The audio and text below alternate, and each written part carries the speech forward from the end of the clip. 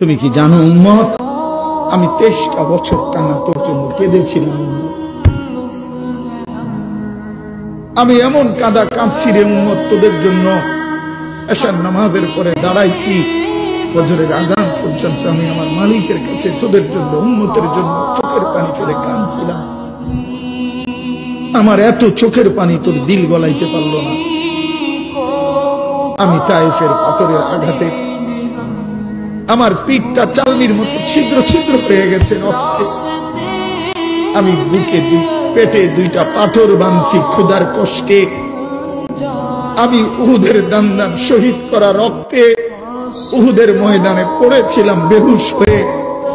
আমার ঘরের চুলায় 3 মাস রান্নার জন্য কোনোদিন চুলায় আগুন জ্বলে নাই। আমার এত চোখের পানি, এত রক্ত, এত ক্ষুধার কষ্ট, কিছুই তোর মন গলাইতে পারলো না, তোরে সেজদা দিতে পারলো না।